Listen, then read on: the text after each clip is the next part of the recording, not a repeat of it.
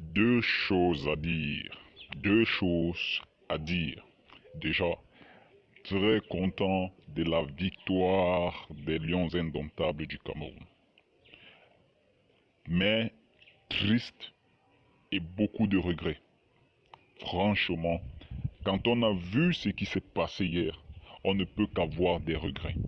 Et désolé, mais je ne suis pas de ceux qui jubilent la victoire comme une victoire,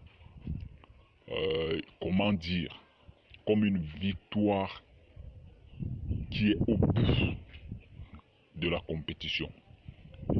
Victoire, mais être éliminé, j'aurais préféré perdre même 10-0 face au Brésil, mais passer pour les huitièmes de finale. Malheureusement, nous sommes éliminés aujourd'hui. Parce que dès le départ, nous n'avons pas fait ce qu'il fallait faire. Nous ne nous sommes pas donné les moyens nécessaires pour aller en huitième de finale. Et aujourd'hui, nous sommes éliminés. Bon, déjà, ce qu'il faut souligner, c'est que dès l'entame hier, quand j'ai vu la composition de cette équipe, directement, l'image d'André Onana m'est venue dans la tête. Pourquoi? Parce que s'il s'est retrouvé en train de quitter la tanière, c'est parce qu'il a revendiqué. Et quand vous voyez le match de Barjo, le match de patron,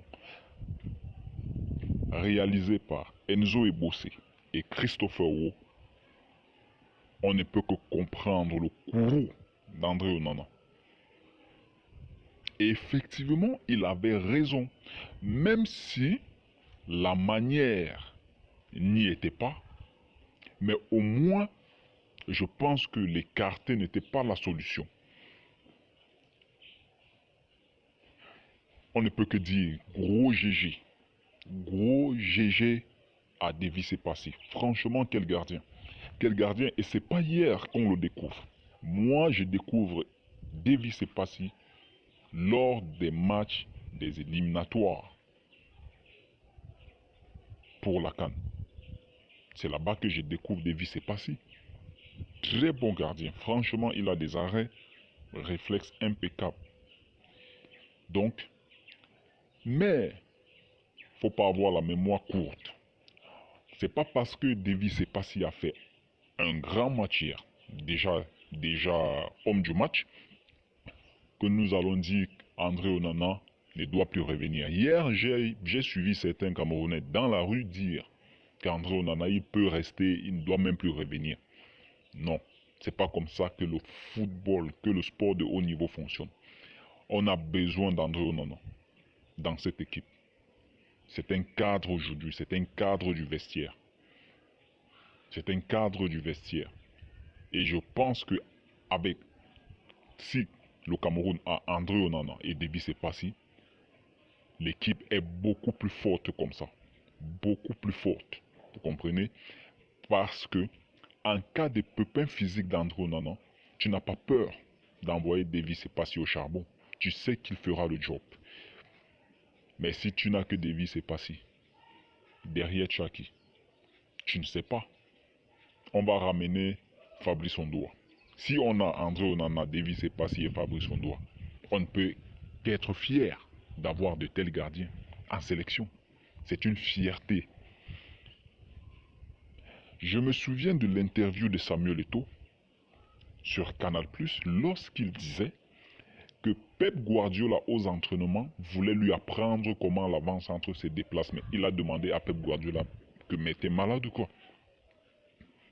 Tu peux m'apprendre les déplacements au stade, comment l'avant-centre doit se déplacer? Et il a dit qu'il a d'abord rappelé à Pep Guardiola qu'il a été un bon joueur mais pas un grand joueur. Vous voyez, ça c'est l'ego des grands joueurs. Ça c'est la marque des grands joueurs. L'ego. Alors, nous n'allons pas tuer André Onana parce qu'il a revendiqué, même si je persiste encore, la manière n'y était pas forcément, mais il faut trouver des moyens nécessaires pour le ramener. Et je pense que c'est un professionnel. Il aime le maillot. S'il s'est exprimé comme ça, c'est parce qu'il aime le maillot. Et quand vous regardez son attitude au stade, la manière qu'il gronde la défense, vous sentez que le gars ne veut pas perdre. Franchement, le gars n'a pas envie de perdre le match. Voilà pourquoi il gronde et il demande à la défense de monter. Et je reviens encore sur cette action, quand vous voyez un Koulou rester derrière, il a peur de monter, c'est parce qu'il sait qu'il n'a plus les jambes pour courir, pour aller vite. S'il monte plus haut et qu'il y a contre-attaque, il ne pourra pas suivre l'action. Il ne pourra pas suivre l'action. Voilà pourquoi il avait peur de monter. Alors, c'est ce que André Onana réclamait. Lui, il voulait que les gars montent parce qu'il fallait absolument égaliser le but. Et je vous assure, si Koulou n'était pas dans ce match et qu'on avait des jeunes qui ont joué hier avec Castelletto, je vous assure que ce match, on ne le perdait pas face à la Suisse. On ne perdait pas ce match-là face à la Suisse. Malheureusement, on se réveille trop tard. J'espère quand même que Rigobertson en a tiré des leçons. Et je tiens également à féliciter Rigobertson. Pourquoi? Parce que il ne fait pas... Parce qu'il a démontré qu'il n'est pas un entraîneur carré. Il écoute les critiques et il réajuste. Parce que s'il était un entraîneur carré, il n'allait jamais prendre le risque de faire jouer ces jeunes-là. Christopher Wu, 21 ans. Enzo Ebo, c'est 23 ans. C'est l'avenir du pays. C'est l'avenir de cette équipe. C'est l'avenir de cette équipe.